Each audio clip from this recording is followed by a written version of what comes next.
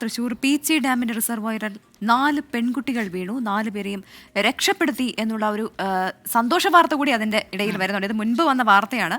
അപ്പോൾ എന്തായാലും 3 പേരുടെയും നില ഗുരുതരമാണ് എന്നുള്ള ഒരു ടെൻഷനും ഉണ്ട് അതിന്റെ ഇടയിൽ, അല്ലേ?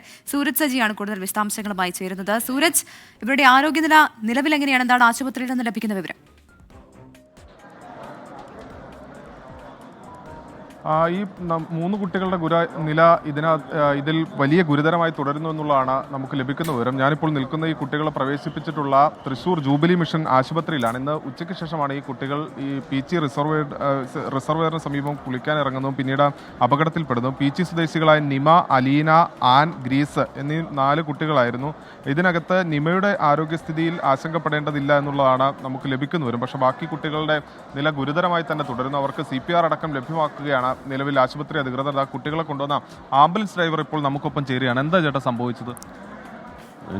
ഞങ്ങളുടെ ഇടവപ്പ് പെരുന്നാളായിരുന്നു. അപ്പോൾ അവിടെ ക്ഷണം സ്വീകരിച്ചെത്തിയ കുട്ടികളാണെന്നാണ്, കുളിക്കാൻ പോയതാണെന്നാണ് പറഞ്ഞ കേട്ടെ. 1 കിലോമീറ്റർ അപ്പുറത്ത് ഞങ്ങളുണ്ട്. അപ്പോൾ ഞങ്ങളുടെ വാർഡ് മെമ്പർ ബാബു തോമസ് വിളിച്ചു. അങ്ങനെ കുട്ടികൾ വെള്ളത്തിൽ പോയിട്ടുണ്ടെന്ന് പറഞ്ഞു. ഞങ്ങൾ ചെന്ന് ഞാൻ കാണുന്ന അവസ്ഥ എന്ന് വെച്ച് കഴിഞ്ഞാൽ നാട്ടുകാർ ഓരോരുത്തരെ എടുത്തിട്ട് കൊണ്ടുവരിക.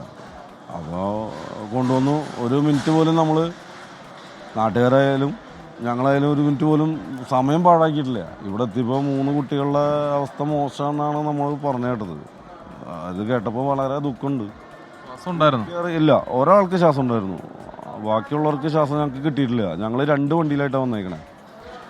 അതിൽ 2 വണ്ടിയിലും വന്നതിലും ഒരാൾക്ക് ശ്വാസം ഉണ്ടായിരുന്നു, ബാക്കിയുള്ളവർക്ക് ശ്വാസം ഉണ്ടായിട്ടില്ല. ഞങ്ങൾ വണ്ടിയിലുള്ള പിള്ളേർ CPR വരെ കൊടുത്തു നോക്കി, കിട്ടിയിട്ടില്ല.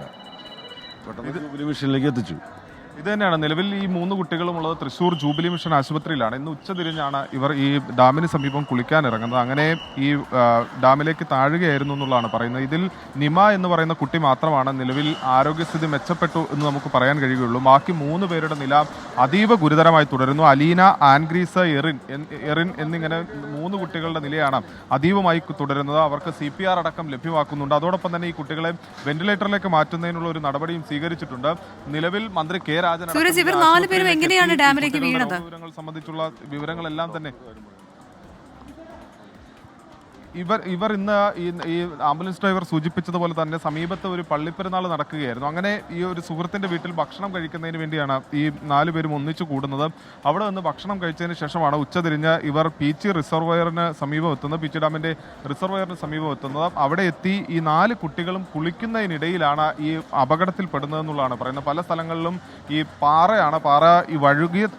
പാറ വഴുതിയാണ് ഇത്തരത്തിൽ ഈ ആഴ്ചയിലേക്ക് ഇവർ താഴ്ന്നു പോയതെന്നുള്ളതാണ് പറയുന്നത്. അങ്ങനെ ഒരു കുട്ടി അപകടത്തിൽപ്പെടുന്നു. ആ കുട്ടിയെ രക്ഷിക്കാൻ ശ്രമിക്കുന്നതിനിടയിലാണ് ബാക്കി 3 പേരും അപകടത്തിൽപ്പെട്ടതെന്നുള്ളതാണ് പ്രാഥമികമായി തന്നെ ലഭിക്കുന്ന വിവരം. ഈ കുട്ടികൾ മുങ്ങിത്താഴുന്നത് കണ്ട നാട്ടുകാരാണ് അവിടെ എത്തി കുട്ടികളെ രക്ഷിക്കുന്നത്. പക്ഷേ അതിനിടയിൽ തന്നെ ഈ 4 പേരും മുങ്ങിത്താഴ്ന്നിരുന്നു. ആദ്യം നിമ എന്ന് പറയുന്ന കുട്ടിയാണ് രക്ഷിക്കാനായത്. നിമയെ ഈ രക്ഷിച്ച് മാറ്റി. അതുകൊണ്ടാണ് ഈ നിമയുടെ ആരോഗ്യസ്ഥിതിയിൽ ആശങ്കപ്പെടേണ്ടതില്ല എന്ന് പറയാനുള്ള ഒരു നിലയിലേക്ക് എത്തിയത്. പക്ഷേ അലീന, ആൻഗ്രീസ്, എറിൻ എന്നിങ്ങനെ 3 കുട്ടികളുടെ നില ഗുരുതരമായത് ആശുപത്രി അധികൃതർ ഇപ്പോൾ നമ്മളോട് പ്രതികരിക്കുകയാണ്.